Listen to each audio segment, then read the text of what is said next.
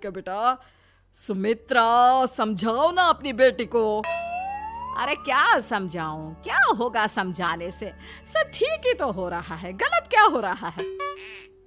भावना, प्रियंका को अंदर लेकर जाओ और उससे समझाओ कि कितना अच्छा रिश्ता है। इतना अच्छा लड़का है, इस तरह से बिहेव ना करे। नहीं नहीं जी, मैं किसी से कुछ नहीं कह सकती जी। अरे अजीब परिवार है, मुझे तो यहाँ से निकलना पड़ेगा। इस तरह से तो आपकी बेटी की शादी किसी से नहीं हो सकती। जिसके घर की औरतें गूंगी और अंधी बनकर बैठ जाए, उस घर का कुछ नहीं हो सकता। ओम प्रकाश और राहुल सुमित्रा और भावना की हरकतों की वजह से बहुत परेशान हो जाते हैं। एक दिन वो दोनों आपस में बात करते हैं। पापा, समझ में नहीं आता कि भावना और माँ को कैसे समझाया जाए।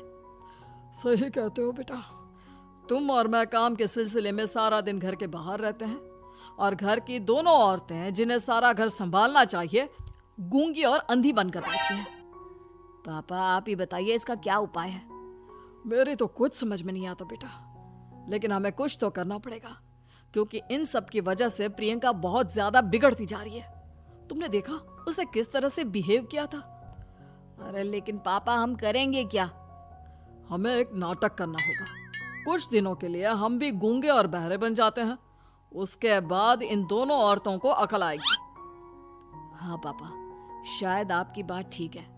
हम दोनों हर बार बात को संभाल लेते हैं और इसी वजह से माँ और भावना कुछ भी करने की कोशिश ही नहीं करते। और फिर अगले दिन, भावना, नाश्ते में क्या बनाया है? जी पराठे बनाए हैं। मेरे लिए पोहा बना दो। अच्छा जी ठीक है, अभी बना देती हूँ जी। बहू, नाश्ते में क्या बनाया है? पापा जी, पराठे हैं और पोहे बन रहे हैं। अरे बहू, मुझे तो उपमा खाने का मन था, मेरे लिए उपमा बना दो।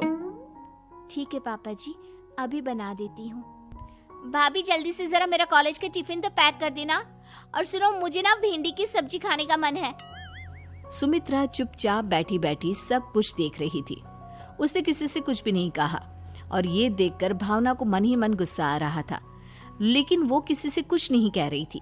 उसे लग रहा था कि ओम प्रकाश जी, जो हमेशा उसकी साइड लेते थे, वो भी आज चुपचाप बैठे हुए थे। शाम के वक्त प्रियंका अपने बहुत सारे दोस्तों को लेकर घर आती है और उधर दूसरी तरफ से राहुल भी अपने ऑफिस के दोस्तों को लेकर घर आ जाता है। प्रियंका अपने कमरे में तेज म्यूजिक चलाकर डांस करती है और राहुल अपने दोस्तों के साथ बैठकर जोर जोर से हंस रहा था। प्रियंका और राहुल मिलकर पूरे घर को अस्त व्यस्त कर देते हैं, लेकिन भावना उनसे कोई शिकायत नहीं करती और सुमित्रा जी भी चुपचाप बैठी रहती है। लेकिन भावना और सुमित्रा के अंदर का गुस्सा धीरे धीरे बढ़ रहा था। फिर रात को ओम प्रकाश और राहुल एक दूसरे से बातें करते हैं। पापा, हमने इतना कुछ किया, फिर भी भावना कुछ बोलती ही नहीं और माँ भी कुछ गलत करने से किसी को रोकती ही नहीं। तुम चिंता मत करो बेटा, इन दोनों के अंदर का गुस्सा भर रहा है और बहुत जल्दी बाहर आने वाला है। अगले दिन, अरे बहू, ये कपड़े धुले हैं या गंदे हैं? पापा जी, कपड़े तो मैंने धोकर ही आपकी अलमारी में रखे थे। मुझे तो साफ नहीं लग रहे, एक बार और धो देना। प्रियंका, मैं सोच रहा था कि तुम्हें उस लड़के से शादी नहीं करनी है ना, मत करो। एक काम करो, वैसे भी क्या रखा है शादी वादी में, तुम्हें जो लड़का पसंद है उसके साथ जाकर कोर्ट मैरिज कर लो। इस बार ओम प्रकाश और राहुल की बात सुनकर भावना और सुमित्रा के अंदर का गुस्सा जाग उठता है। मैं किसी से कुछ कहती नहीं जी, इसका मतलब ये है कि आप लोग मुझे परेशान करते ही रहेंगे।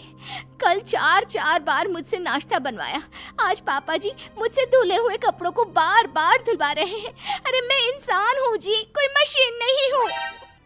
तुम दोनों ने मिलकर इस घर की कैसी हालत बना दी है और अपनी बहन को भागकर शादी करने के लिए कह रहे हो।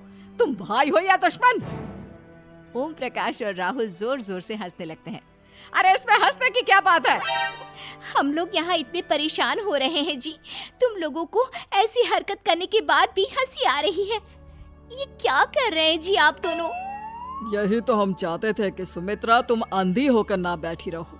घर में कुछ भी गलत हो तो उसे रोकने की कोशिश करो। और भावना, तुम अपने साथ हो रहे गलत व्यवहार पर भी कभी मुंह नहीं खोलती, ये सही बात नहीं है। मैं चाहता था कि तुम्हारी भी जुबान खुले, तुम गलत बात का विरोध करो।